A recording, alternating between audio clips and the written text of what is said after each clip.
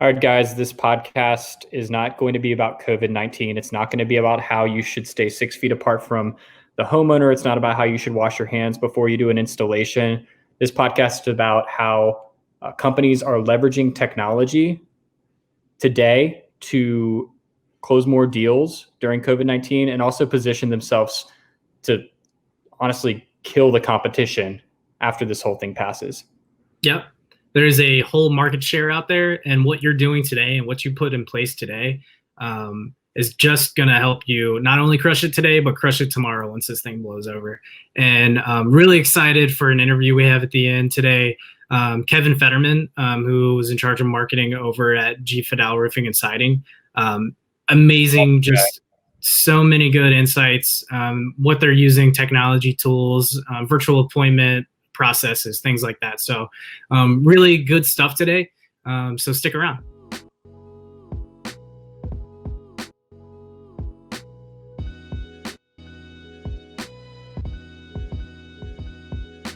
Hey, what's up, everyone? I'm Matt Miner. I'm Josh Carter. This is episode number 4 of Built By Podcast, episode number 2 of quarantine. We've had, I think it was about 2 weeks off. Just things are a whirlwind on the marketing side for every industry. So it's nice to get back to a little bit of normalcy. We're going to share a few slides now. I know a couple of people are probably listening, so we'll talk through these. But these are some really good insights and some data we found that you can apply to your business today and take full advantage of building that pipeline for May and crushing it, not only now, but when this thing blows over. And the good news, guys, is that only 6 out of 50 states consider home improvement as non-essential businesses. So, you know, if you're not in Washington, Michigan, Pennsylvania, New York, Vermont, and a couple others, you're good. You can operate as a home improvement company as normal, obviously, while maintaining those social distance guidelines, but you can continue operating as normal. And that's something that you should be leading with. You know, we encourage you to push that messaging forward. A lot of companies that are succeeding right now, a lot of our customers are doing that, saying, you know, we are an essential business. We can still get the job done. Let's chat, incorporate those financing offers as well, since the interest rates got cut. So that is, you know, the good news here is in the beginning, there was a lot of gray area, I feel like, right, Matt, where like nobody knew if construction was essential or non-essential. There was a lot of gray area there, and there's still a few states where it's still a gray area. But for the most part, you're hopefully, and if you're listening, you're an essential business in your state. Yeah. And it's pretty amazing. So we went to Home Depot the other day, and I know this is an anecdotal story, but the place was still packed with people trying to get projects done. A lot of contractors there getting supplies for other projects that they had on the docket. And it was interesting to see that because I didn't think anything was happening outside of my house. But then we did a little digging into the data and some search trends. And what we found was that, you know, people are sitting around their house.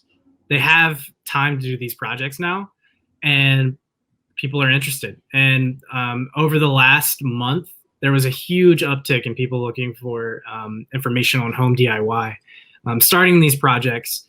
And instead of going dark, like I, for one, we got midway through that fence project and I was about to throw the hammer across the room. Like that's when you can convert a customer, if you just get in front of them. So these stats show that, you know, people are still looking to get things done. Yeah. And look at home improvement. That search term on Google is up, I think it's like 15% month over month. So more folks are looking to get jobs done. And like you mentioned, Matt, I mean, the DIY thing, I mean, folks, you get a project done and then you see something else that you want to tackle and you might not be able to tackle it. So you want to look for home improvement. You got roofers here, right? Yeah, roofers. Yeah. And like, it's amazing. Like when you finish one project, like you said, and depending on how many beers you had, you have another one. There's no way you can knock out the next project. So, and like roofing, this is something that it's been stable. This is 90 days since the beginning of the year. And there hasn't been a big downtrend. People are still looking for projects, still trying to get their roofing fixed. Generally flat. Yeah, I love it. And siding is up too. Yeah. Just like home improvement. So folks are looking to get jobs done. So you need to meet them where they are, and that's virtually. They're on their phones day in and day out. Gosh, I mean, I'm looking now at the scrolling down, and I'm seeing my screen time today. Don't want to tell our CEO how long I've been on my phone. Gosh, it's embarrassing. So we'll keep that private. But yeah, people are on their phones. People are waiting to talk to any person outside of like the dog. Anytime I get a text, anytime I get a message, like I'm looking forward to some human interaction. So homeowners want to communicate, and it's all about, taking advantage of it, not going dark right now, and just checking in. And what we're finding across our customers, at least, is, home improvement, these homeowners, they're comfortable with you completing the job as long as you abide by the social distance guidelines and you have good practices in place to protect them. They're generally going to be receptive to doing that, especially if you're using virtual tools, which I'm really pumped for Kevin at Fedale Roofing and Siding to talk about that in a bit. Yeah, this is a really interesting stat. I know you can talk to this a bit better, Josh. But we partner with a company called Modernize, which is inbound leads, kind of like it's a home advisor for HVAC, roofing, siding, solar, and windows. What we recently had a webinar with them, and what they told us, and it kind of blew my mind, was from February to March, inbound leads were only down 2%, which doesn't seem like right to me, but it's the gospel for them. And they said, things have been fairly stable. It's very surprising. Yeah, I was interested to see that too, because I mean, it supports the Google search trends too, right? I mean, we saw that, the search terms for home improvement were up, and home improvement leads are only down 2%. That's great news. And across our customer base, we measure conversations that generate revenue.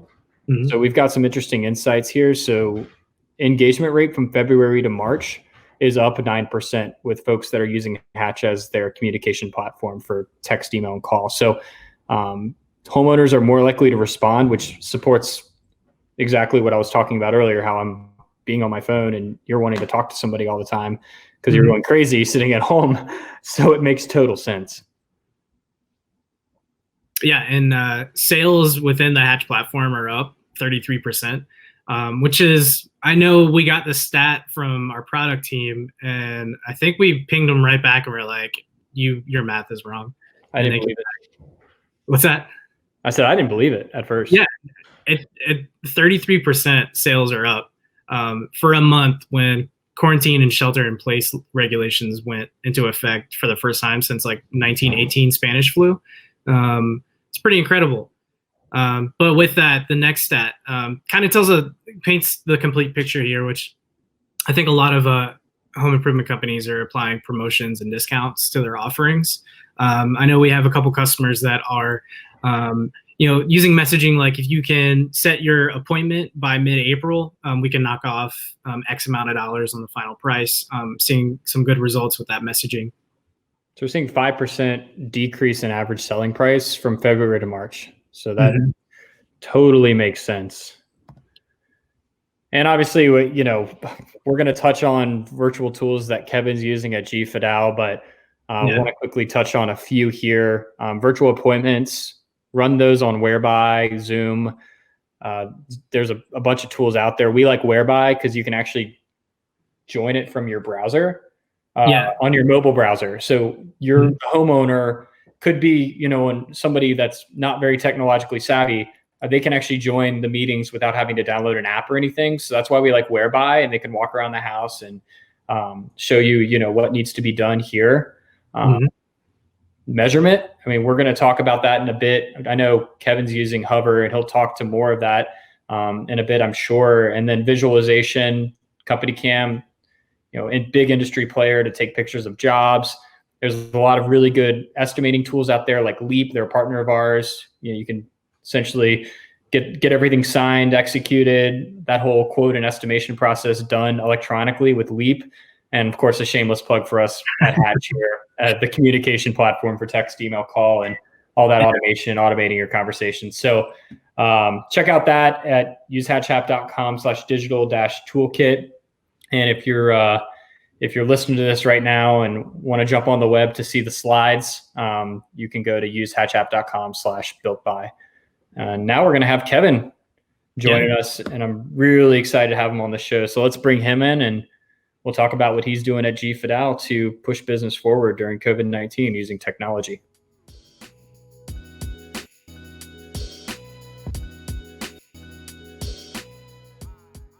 All right, so we're pleased to welcome to the show Kevin Fetterman.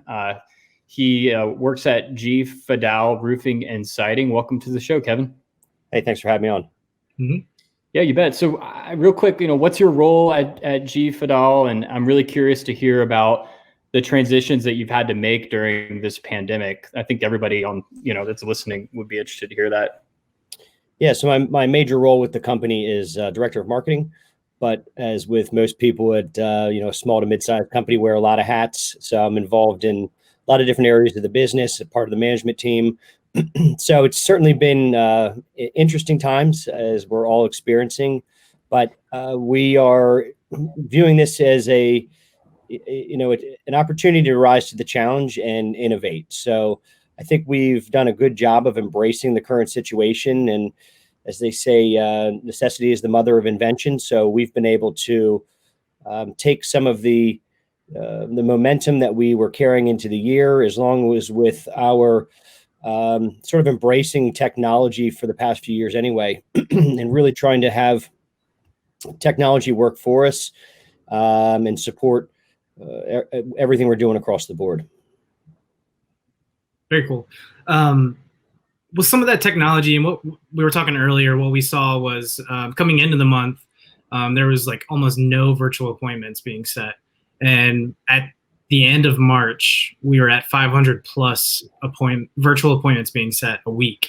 So is that something that you were looking for coming into this, and then this kind of expedited the process? I'd love to hear more about how you've approached virtual appointments. Yep. So prior to this, the term virtual appointment wasn't even in our vocabulary.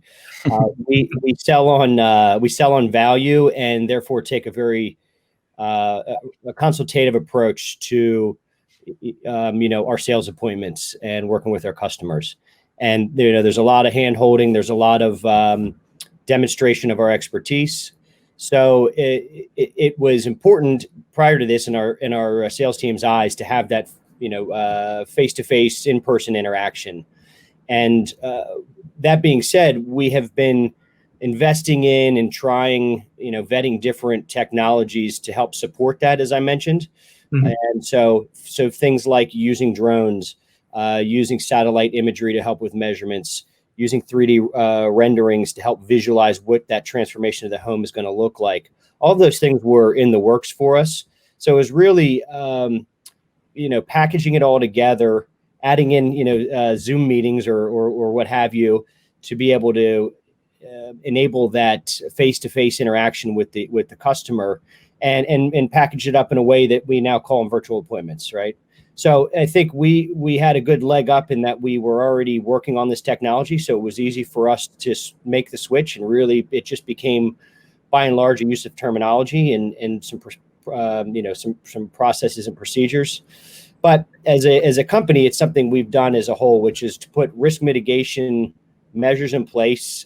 We started that 4 weeks ago to protect, our employees and our customers. And, people, it's a little cliche to say, but people really do come first. And so as part of that, it just made sense to switch to these virtual appointments. And, so some of the benefit we're seeing out of that, I can just visualize now moving forward. It becomes a much lower bar to set for setting appointments now. Mm-hmm. The homeowner doesn't need to be home at a specific time during the weekday. And I think coming out of this, when everybody gets ramped back up, that's going to be just as important, because nobody's going to want to take a day off work to go meet with a contractor. So the ability to maybe do this, review your contract and 3D rendering during your lunch break from work is going to be very appealing. And, this may help us innovate moving forward. So it's exciting. That's awesome. That is exciting. So is it the same sales reps that you have in the field that are running the virtual appointments, or do you have the office folks doing that? How's that working? Nope, same sales guys. So they're actually going out and to the home.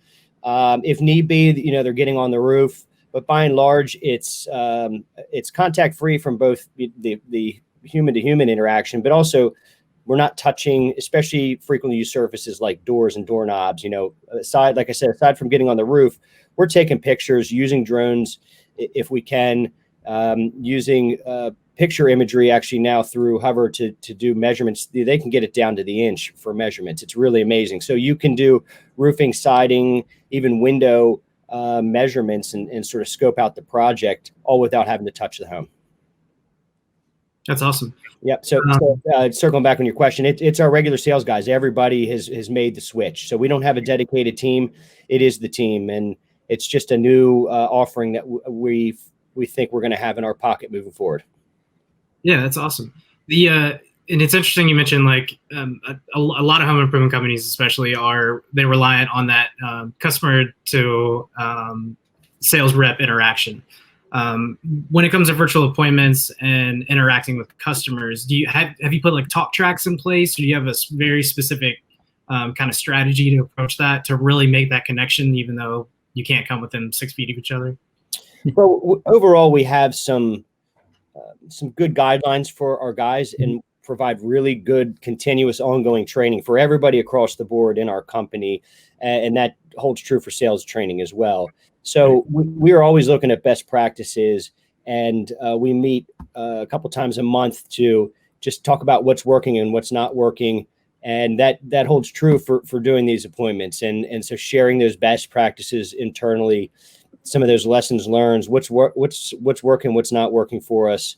And we really have it's an amazing team we have. We have a friendly competitiveness, but everybody is always willing to help somebody else out. So it's a fantastic, unique team we have. That's great. Yeah, I'm very curious to go back and talk about the drone type of work that you're doing, because I mean, obviously that's a decently high barrier to entry from a cost perspective. And I'm sure a lot of home improvement companies are really interested in exploring that, especially as, folks are wanting to go more touchless on these appointments. What was the approach for you, starting out using drones? And I guess what were some of the barriers to entry? What are some of the gotchas that you found in the beginning? And then, what can people learn from it moving forward? Yeah. So in terms of the investment, nowadays you can get a decent drone for a couple $100. If you want something that's going to give you, real super high res imagery and that's easy to fly, you're looking at around $1,000-$1,200 per drone. Mm-hmm. So what we do is have a couple people in house that are skilled and pilots, trained pilots for this. And that's the other tip is that if you're operating a drone on behalf of a business, you're required to get a pilot's license for these. So just a little tip. And then it's just learning how to fly them, really, is how to fly, how to get close enough that you can get great pictures without, risking running into the house and causing more damage. There are some limitations in terms of, trees around the house, high winds, low temperatures, all things you have to consider when using it. But it's we really got into it for the aesthetics. It's just it frankly looks cool. People just like it. It's really cool. But the other thing, the real importance of it as well is the safety factor. So when you have a challenging roof to get on, walk on, difficult spot to reach, the backside of a chimney that's 45 feet up, that's invaluable, and you can get amazing pictures. You can look down the chimney flue, and it's amazing what you're able to see and visualize with these things, and it keeps everybody safe. Very cool. I'm just imagining like a big obstacle course outside of your building. Right, I'm not that good. but what I will say is, in addition to that, I've explored, you can buy software, and actually Hubbard does this as well, where you can use the drone and get measurements that way. We find that the pictures and the satellite imagery work just as well. So we're not married to any one technology or any one company. There's a number of different companies we work with for measurements and imagery. A lot of it's situational, and I think it's good to have a good bench strength there of different options to go to. That sounds like a good approach there. I was on your website earlier, and I was looking at, obviously you're leading with for the touchless appointments on the website. Are you finding that, I guess, like, are website leads about consistent as to what you would expect? Are they, down a little bit because of the situation? Like, what are you seeing with moving forward with that messaging in terms of lead gen? Yeah, it's so, across the board, leads are down, and that's not surprising. I'm actually surprised they're not down more than they are. And by and large, I think that is, there's a couple factors there. I think our quick response across the board and it's a genuine response. This is not just messaging. It's genuine action that we've taken across the company, and we're reflecting that in our messaging. So I think that has helped, and our ability to do it quickly. And then I will give kudos to our incredible ownership for keeping all of us on board and finding a way, because a lot of companies in the area, a lot of our competition have decided, both big and small, have decided to just lay everybody off, batten down the hatches and weather the storm. And so maybe from a financial standpoint, that's easier for them. Yeah. But in the long run, I think it's going to really hurt them and benefit us, because they're going to have a ramp up period, and hopefully we're eating their lunch while they're trying to get back up and running, or maybe even stealing some of their best guys. But the second downside of that is they are not innovating like we are right now. And so to your question about moving forward, I fully anticipate we're going to continue to offer these virtual appointments. And in terms of where leads are coming from right now, they're still coming in from across the board from all of our various sources, and fairly consistency, although, as I said earlier, just down a little bit. Yeah. I would expect that. And we work with Modernize, and we mentioned this earlier. Their leads were down just a little bit, but not as much as we were expecting. Yeah. In terms of leads that came in on their site. So that was good news to hear. I think another thing that we touched on earlier that I want to ask you about is financing, and how that's impacted your business lately. Are you seeing an uptick in folks wanting to finance with lower interest rates? How are you approaching that? Because I'm sure a lot of home improvement companies are kind of toying with the idea of looking for financing providers to help with that. Yeah, we have a couple different providers that we work with, given the situation and the terms that people are looking for, and frankly their credit history. But whether it's home remodeling or buying a car or refinancing your home, now is a great time to do that. So I think a lot of people are interested. So yes, we are seeing a little bit of an uptick. We've done some messaging around the 0% financing, deferred payments for 90 days, and I think it's getting a little bit of traction, not as much as I thought it would, but people are definitely inquiring, especially at the appointments. That's great. Yeah, I was wondering about how that can be leveraged from a COVID perspective, just because of the low financing rate. So that makes total sense that you're seeing an uptick. With respect to you touched on Hover and some of this, the measurement technology out there. Have you found that homeowners are resistant to seeing that technology, or do they get excited about it? I think people are excited about it. It's even prior to this, you get the drone out and people it's cool. It's flashy and it's interesting, and we're not doing it just for that purpose, but it certainly has a little bit of appeal to it. So yes, people are embracing it, especially given the current environment. We've had people call in asking for in-person appointments, and it's happened less and less in the past 2 weeks. But we just kindly explain that for the sake of everybody, our employees and our customers, we are not doing in-home appointments anymore. We're not doing in-home work. Everything would require us really to be in the home, with very few exceptions. and in those cases, we're taking extreme risk mitigation measures.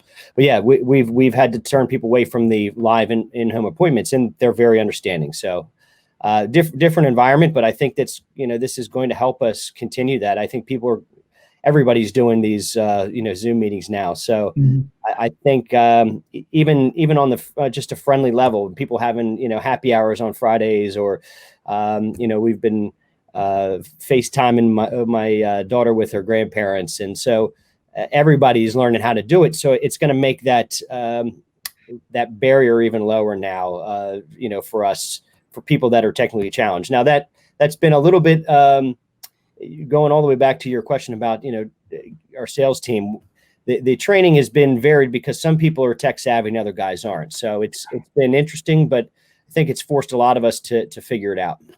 Yep. I love it. And I feel like that helps across other parts of the organization too. Like on the CRM side of things, like once you learn how to use technology the right way, it's like, this can all apply towards other parts of the business where, it really matters there too. Yeah. Sometimes nobody loves change, and sometimes you got to be forced to do it, but it's going to be for the better for all of us. Yeah, definitely. Well, awesome, Kevin. Yeah. Appreciate you coming on so much. This was really insightful. Some really good stuff. And again, thank you so much for coming on. Hey, thanks for having me. I'm happy to share. And a lot of people have been sharing what they're doing. Thanks for doing what you guys are doing. It's just, I think it's important more than ever for us all to share what's working and what's not. So thanks for having me on. Awesome. Thanks so much, Kevin. You bet.